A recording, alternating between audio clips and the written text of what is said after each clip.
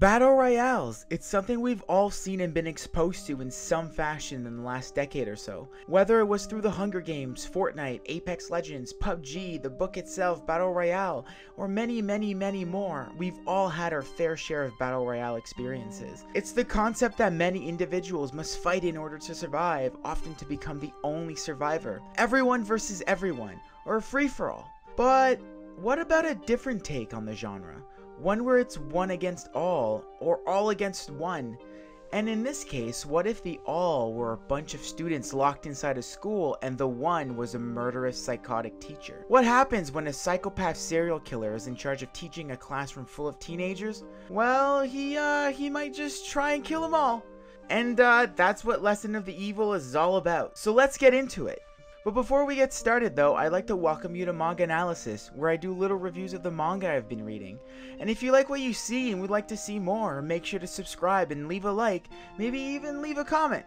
Let's get a conversation going.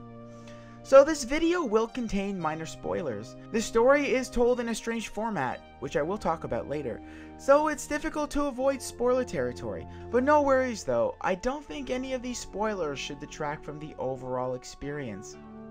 So, Lesson of the Evil by Eiji Karasuyama, based on the book by Yosuke Kishi, takes place in a good old high school setting.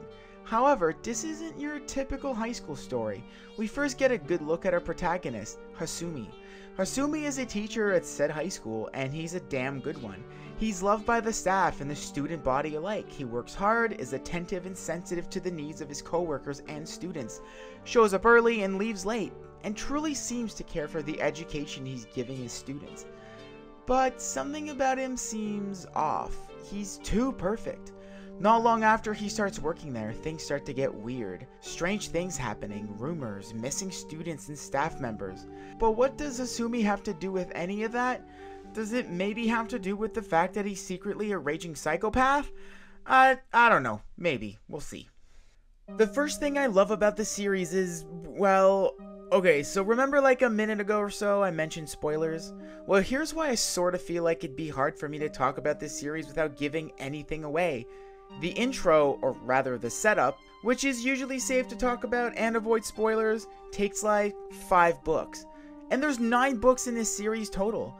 So I guess you could say that the intro is either really long or the conclusion starts really early. Regardless, that's the thing I love most about this series, it's the build-up. I can fully understand how having such a long setup for a story could irritate readers or even turn them off the series completely. But man, in this case, it is so worth it. It's so well done. Obviously, tons of things happen in between the first page and the 5th book, but it's all little steps in building this giant event. The story really takes its time setting itself up and its characters. You figure out pretty early on that Hasumi has some sinister baggage and that murder isn't that big of a deal to him.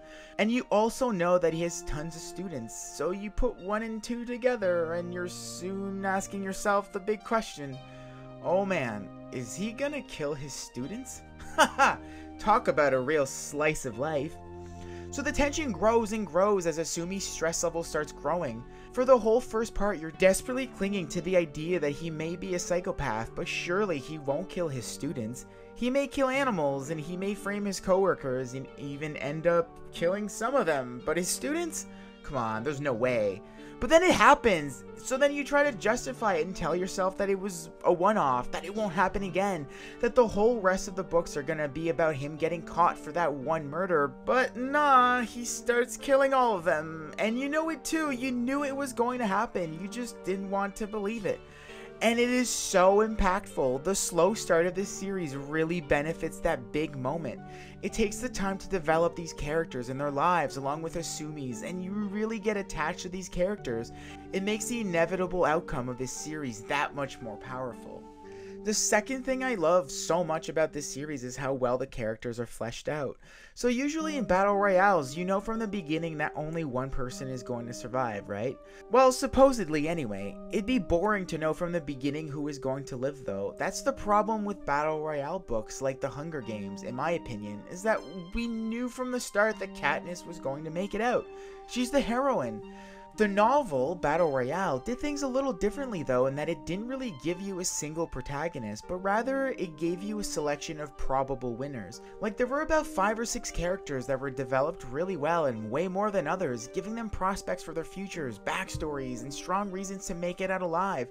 But in the end, they still didn't all survive. I love how much care was placed in so many characters, even if they didn't live that long. It made me believe that they were going to survive, and more importantly, it crushed me when they didn't. Well, that's how Lesson of the Evil does it, except it's a little different because the protagonist is the one doing the killing, and you're hoping he dies and that the others survive. In the first part, before the killing starts, you have all these students that are given a fair share of screen time. All of them have objectives and distinct personalities, hopes for the futures, issues to deal with, and some of them even start to develop and grow, before and during the killing. So it really makes you believe that they'll survive, because why waste your time and my time developing all these characters if you're just gonna kill them off? Surely they won't die, right?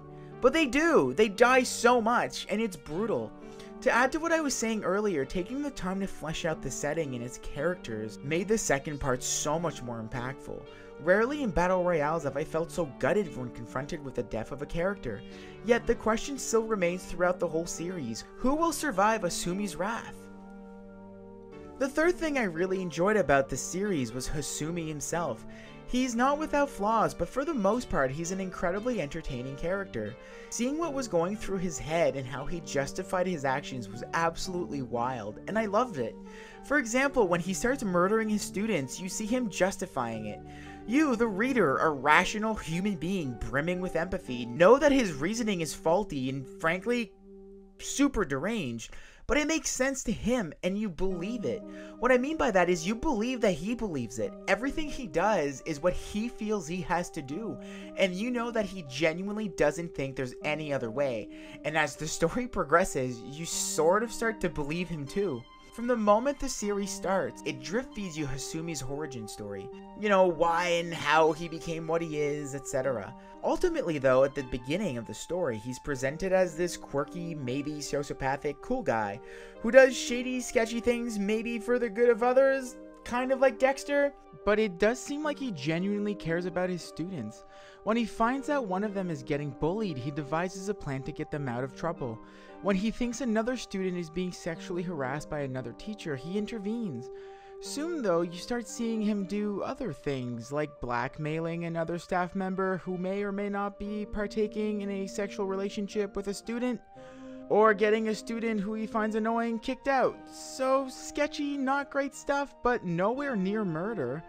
But then it escalates, and escalates until he's straight up a serial killer. So the progression is like, oh man, this guy's a good guy. It's a little weird, but pretty alright. Oh, okay, he just killed an animal. Oh, and now he just hit a teacher with another teacher's car to get rid of the both of them because they were getting in his way. Oh, okay, well, it's okay, because it's not like he's killing people. Oh, never mind, he just stabbed a dude in the eye. Alright.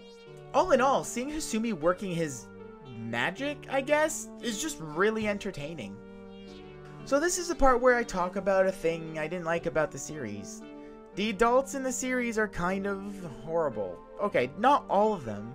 There's a few that come to mind real quick that were good and helpful and genuinely good people. But for the most part, they're kind of scumbags. So many of the people that are in positions of power in this series abuse said power in some way or another, or find themselves corrupted, or are straight up evil. Well, we know of at least one. But seriously, it's really sad. So, I have a teaching degree, and some of the scenes made me really uncomfortable. I wish there would have been consequences for their actions. Some of them die, but not because of what they did, and what they did was horrible, but because they just so happened to be in Hasumi's way in one way or another. Which isn't really justice, or at least the justice I was hoping for. Don't get me wrong, the story doesn't try to justify their actions or anything, it just doesn't really resolve it, other than with murder. For the sake of murder. Not for the sake of making them pay for what they did. I know the world sucks, and what happens in this story to some degree is happening somewhere in real life, which is horrible to think of. But it would have been nice to have some sort of light at the end of the tunnel, or some sort of silver lining. I don't know, maybe I'm becoming less a fan of bleakness for the sake of bleakness as I age. I need me that bit of sunshine. So with the series being a completed one, no need to talk about what I'd like to see moving forward. Instead, let's jump into the final section. Should you check it out? Listen, I'll be real with you folks. You might not want to check this series. So if you're a fan of the whole Battle Royale thing, have seen and enjoyed Dexter, or simply find yourself interested in psychological horror super violent thrillers, be my guest. This might just be a series you really enjoy. Like, I think it's objectively a really well-constructed piece of fiction with an intriguing plot, great writing, convincing characters, and awesome atmosphere. But the fact remains, it touches on some really heavy themes. I'm not just talking about murder, but there's some pretty disturbing scenes such as child grooming, sexual violence, and other horrid scenarios that may trigger some readers. So I recommend it to people who aren't afraid to have their minds rocked by super violence and abhorrent themes. But for those of you who are sensitive to that kind of stuff, which is completely fair, maybe stay away from this one? Well, that was Lesson of the Evil. I hope you enjoyed this little review, and if you did indeed enjoy it, consider subscribing. This was MangAnalysis, and I'll see you in the next one.